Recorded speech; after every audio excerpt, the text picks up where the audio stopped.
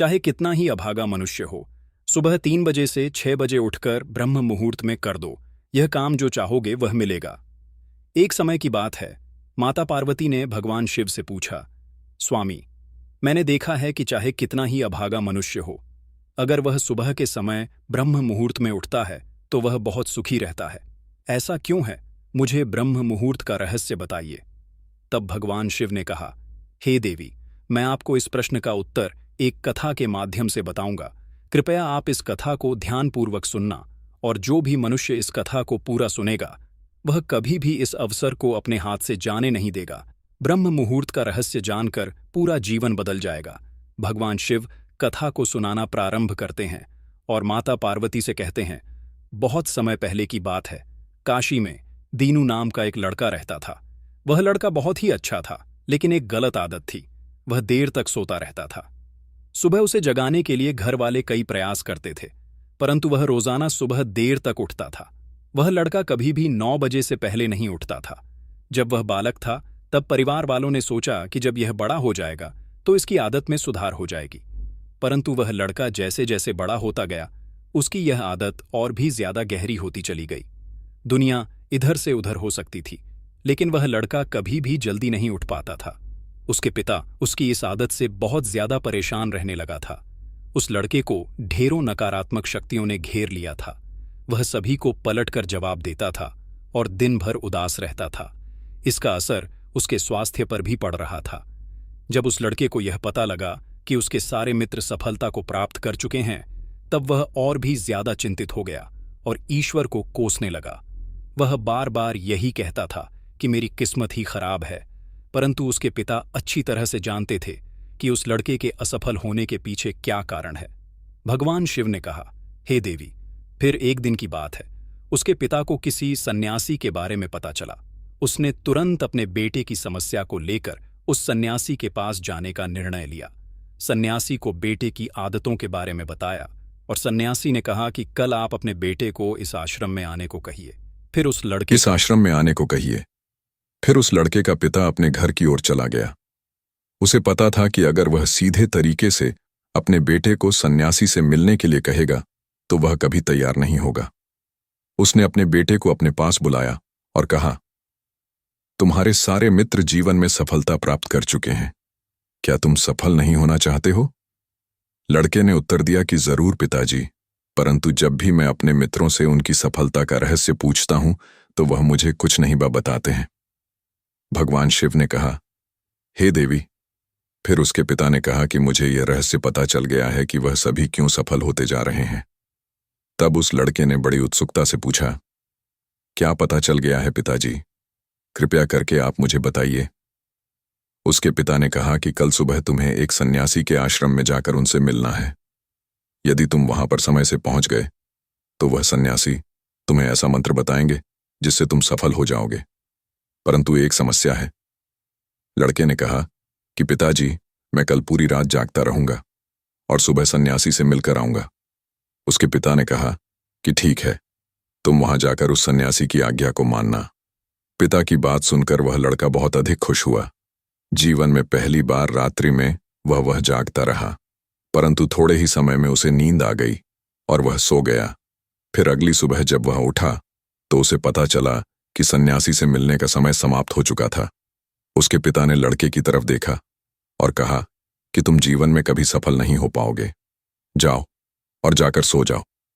पिता की यह बात सुनकर उस लड़के को बहुत दुख हुआ। उसने मन ही मन स्वयं को चुनौती दी कि कल सुबह वह सन्यासी से मिलने अवश्य जाएगा। उसने अपने पैर में एक छोटा सा घाव बना लिया, जिससे दर्द के कारण उसे रात भर नींद नहीं आई। भगवान शिव ने कहा, हे देवी, यह ऐसा पहला अवसर था जब उसने अपने जीवन में पहली बार सूर्योदय देखा था। वह तुरंत ही तैयार होकर सन्यासी से मिलने के लिए चला गया। आज उसका अनुभव कुछ अलग ही था। वह बेहद शांत महसूस कर रहा था।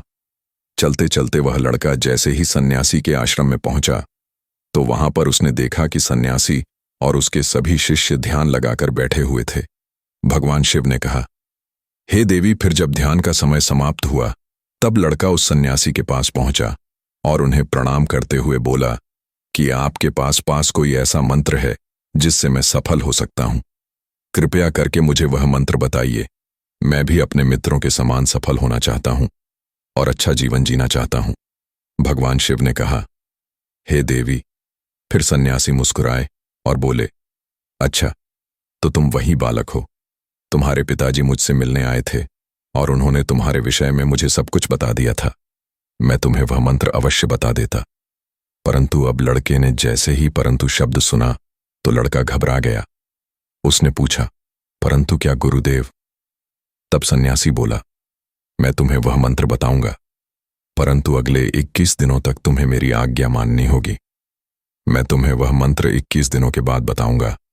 तब तक मैं तुमसे जो भी कार्य कहूंगा तुम्हें वह करना होगा।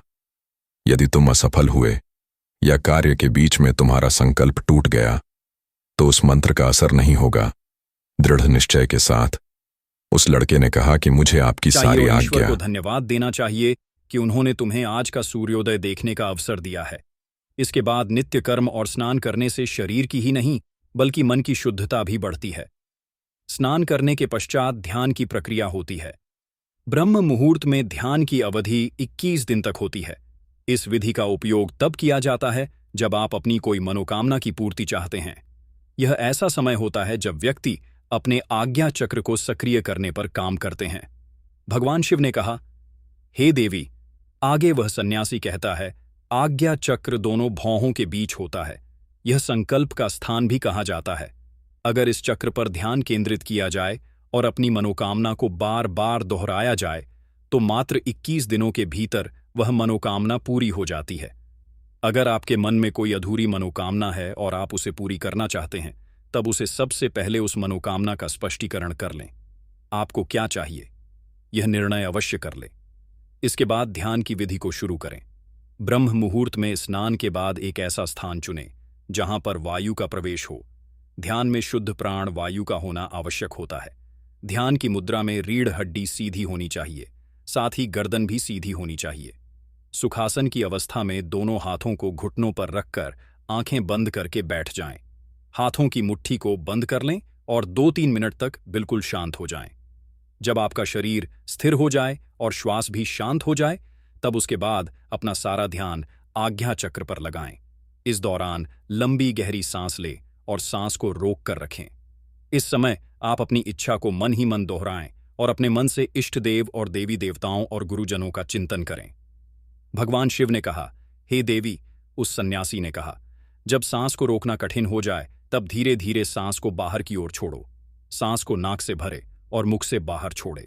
इस प्रक्रिया को 3 से 4 बार प्रतिदिन दोहराएं। ऐसा प्रतिदिन करने से आपकी जो मनोकामना है वह अवचेतन मन तक अवश्य पहुंच जाएगी और इच्छा पूर्ति जल्दी ही होगी। आज्ञा चक्र सक्रिय होता है और हमारी आज्ञा को पूरा करता है।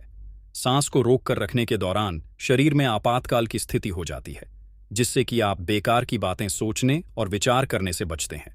ब्रह्म मुहूर्त के समय ईश्वर की विशेष कृपा होती है और कोई भी व्यक्ति अपनी मनोकामना को इस समय दोहराता है तो उसकी इच्छा जल्द से जल्द पूरी होती है। भगवान शिव ने कहा, हे देवी। इस प्रकार सन्यासी ने उस लड़के को ब्रह्म मुहूर्त का महत्व बताया। अगले 21 दिनों तक उस लड़के ने बड़े ही मन के साथ इस प्रक्रिया को अपनाया। अब वह बहुत ही ज्यादा अनुशासित और शांत स्वभाव का बन चुका था।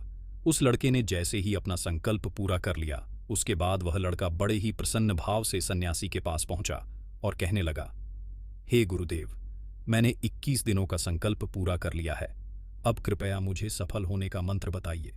तब उस सन्यासी ने मुस्कुराती हुए कहा कि पिछले 21 दिनों से जो अभ्यास तुम करते आए हो वही तुम्हारी सफलता का मंत्र है।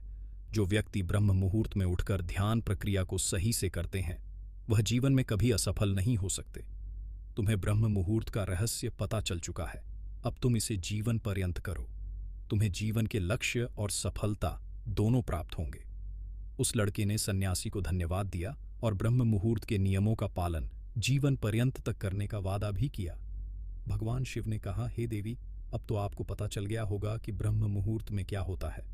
तब माता पार्वती ने कहा, हे स्वामी, अब मुझे ब्रह्म मुहूर्त का संपूर्ण ज्ञान हो गया है। इतना कहकर माता पार्वती ने भगवान शिव को प्रणाम किया। वीडियो अगर पसंद आया हो तो वीडियो को लाइक और हमारे चैनल को सब्सक्राइब करें और अपने दोस्तों के साथ शेयर करें। धन्यवाद।